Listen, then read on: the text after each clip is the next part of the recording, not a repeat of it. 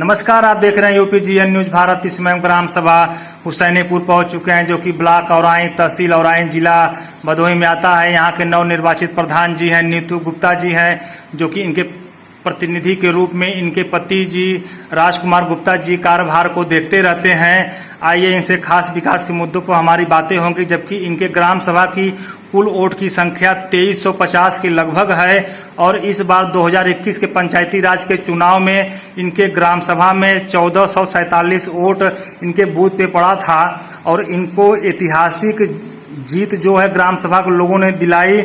1015 vote के लगभग देकर औराई ब्लॉक में इनको प्रथम स्थान प्राप्त हुआ और ग्राम सभा में इनकी नाम ख्याति काफी अच्छी है। ग्राम सभा के लोगों ने इनको चुनाव लड़ाए और 1015 वोट देकर काफी अच्छे वोटों से चुनाव जिताए। इनको विकास पुरुष कहे जाते हैं। ये ग्राम सभा हुसैनीपुर में जो विकास की भावना ग्राम सभा के लोगों ने इनके अंदर देखी, इसी को देखते हुए समाज सेवी टाइप के आदमी भी हैं, लोगों की मदद भी करते हैं, बहुत तरीके से सुखों दुखों में खड़े रहते हैं।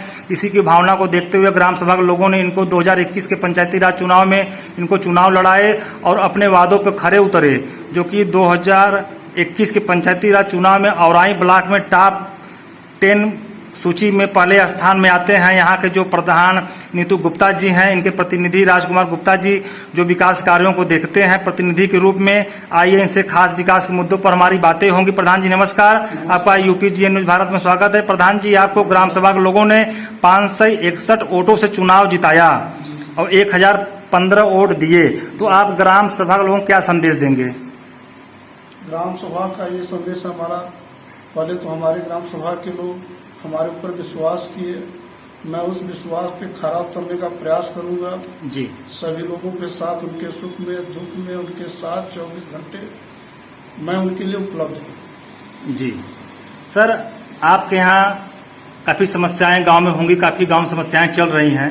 मोदी जी ने स्वच्छ भारत मिशन के तहत 2015 के पंचायती राज चुनाव में जो भी प्रधान हुए थे, उन्होंने कहा था कि एक भी घर गरीबों का छूटने न पाए शौचालय से स्वच्छ भारत मिशन के तहत, और एक जायज जिसे एक भी घर छूटे नहीं और एक जायज शौचालय सबको दिया जाए गरीबों को, ताकि बहन बेटियों को शौच के लिए बाहर न निकलने पड़े। तो सर, पूर्व के प्रधान के द्वारा जो भी शौचालय बनवाया गया और जो सर बाकी रह गया है गरीबों का भी नहीं बन पाया है किन्हीं कारणों से, सर उसको आप अपने कार्यकाल में कहाँ तक पूरा करेंगे? लक्ष्य तो पूरा है कि सब लोगों को जो शौचालय चूंकि सरकार दे रही है, खुले से शौच में हम भी चाहते हैं कि कोई न जाए जी, और शौचालय सबको मिले, प्रयास भी होगा, दिलाएंगे भी, सबको शौचालय दिलाएंगे जी। और मोदी जी ने सर एक आवास योजना चलाई थी, प्रधानमंत्री आवास योजना। योजनाएं तो बहुत हैं प्रधानमंत्री जी की, लेकिन मुख्य योजनाएं जो धरातल पे जो लोगों को व्यक्तिगत लाभ मिले, जैसे आवास हो गया, शौचालय हो गया, उन्होंने कहा था कि 2022 तक जितने भी कच्चे मकान हैं, झग्गी झोपड़ी है, टीन सेट है, मढ़ा है, सभी को आवास दिया जाएगा गरीबों को। लेकिन सर 2022 सामने नजदीक आ गया है, तो आपके ग्राम सभा में पूर्व के प्रधान के द्वारा जो भी आवास बनवाया गया है सर, अभी जो गरीबों का बाकी रह गया है सर, उसको आप अपने कार्यकाल में कहाँ तक पूरा करेंगे? क्या आवास का साइड हुसैनीपुर में हमारे यहाँ आवास बंद है जी? हाँ, पूर्व के प्रधान आवास का जो सूची दी उसमें 30 लाभार्थियों का नाम है जी जी। उसके बाद भी बहुत से लोग हैं जिनका आवास नहीं हुआ, जो कच्चे मकान में।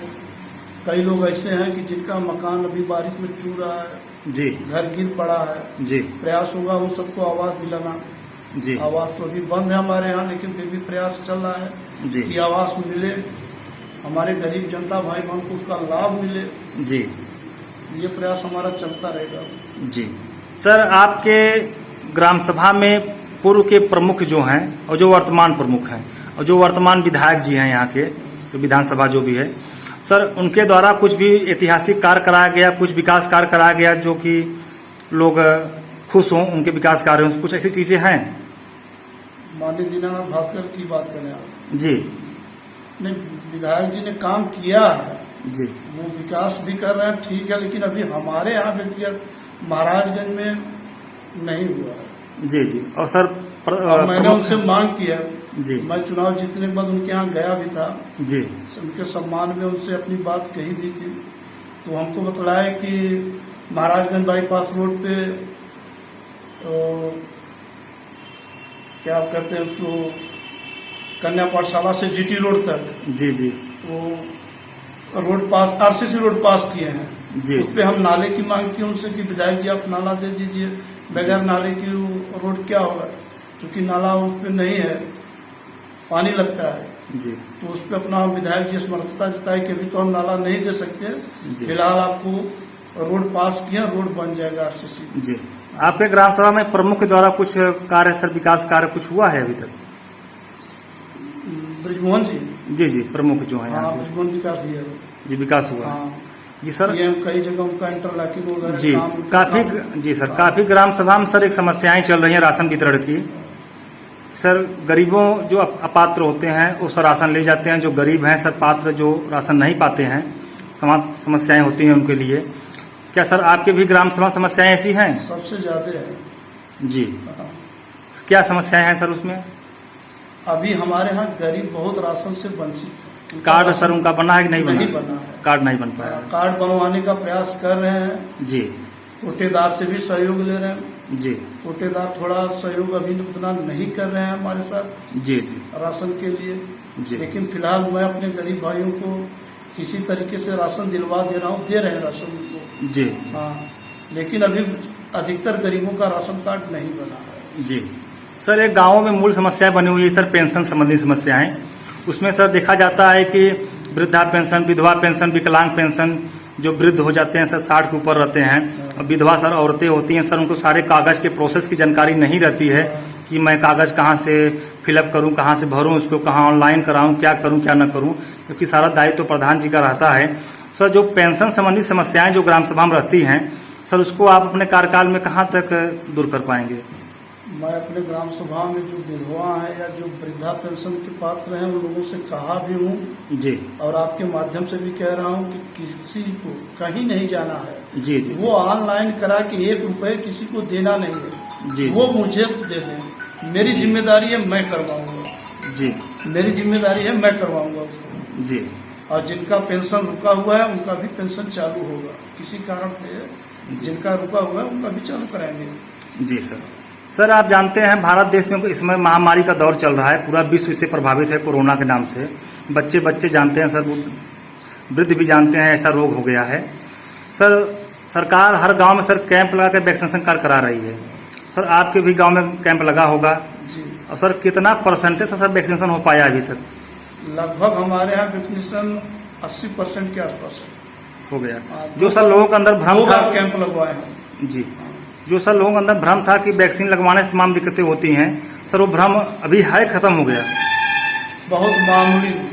बहुत मामूली जो अनभिज्ञता बस या दकिया सुनी बातों के लोगों को सुनते हैं, उनको लगता है वैक्सीनेशन से कुछ हो जाएगा। जी जी हाँ, लेकिन अब भ्रम दूर हो रहा है, लोग जान गए भाई, जाने नहीं तो इतना परसेंटेज लगा के 80% सब जान समझ रहे हैं जी। और भविष्य में 100% होगा वैक्सीनेशन में, भारत दुनिया में टॉप करेगा। जी सर, पंचायत भवन का निर्माण सर आपके कार्यकाल में हो रहा है कि पूर्व के प्रधान द्वारा कराया गया? ये मेरे कार्यकाल में हो रहा है, जीर्णोद्वार हो रहा है, पहले से सन 1952 का बना हुआ है जी। और आई ब्लॉक में हमारे समस्त जानकारी संपूर्ण तो नहीं है, लेकिन जहाँ तक आशा है कि ये सबसे पुरानी पंचायत भवन है जी। और इसका जीर्णोद्वार करा रहे, प्रयास ये होगा कि एक आदर्श ग्राम सचिवालय के रूप में इसको हम विकसित करें। जी जी। सर एक आखिरी सवाल यह है सर, सामने 2022 में सर विधानसभा का चुनाव है उत्तर प्रदेश में। सर आप गांव का एक मुखिया हैं, प्रथम नागरिक कहे जाते हैं, ग्राम सभा प्रधान हैं सर। सभी पार्टियों की सर यह सोच रहती है कि प्रधान को मिला जुला कर वोट लिया जाए, क्योंकि सर 70% भारत देश में गांव बसता है, 30% सर शहर की आबादी रहती है सर। इस प्रकार गांव से वोट की संख्या ज़्यादा निकलती है और सरकार सर गांव से ही बनाई जाती है। सर क्या किसी पार्टी से सर रुचि रखते हैं, किसी पार्टी से संबंध है, या सर किस पार्टी की सरकार चाहते हैं आप? खुले विचार है जी। जो राष्ट्र का हित करे, जी। जो देश का हित करे, समाज का हित करे, जी। जो शिक्षा सुलभ कराए, जो व्यक्ति को जागरूक करे, जी। व्यक्ति को आत्मनिर्भर बनाए, जी।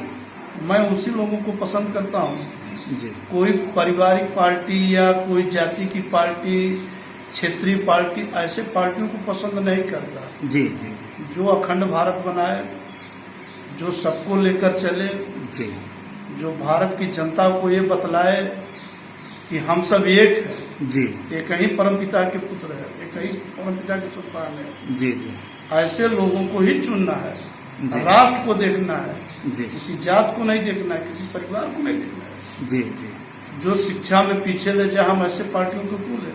जो जी। शिक्षा में आगे ले जाए, जो हमें विश्व गुरु बना दे भारत को, जी हमें ऐसे पार्टियों को लाइक करना पसंद करना है। जी।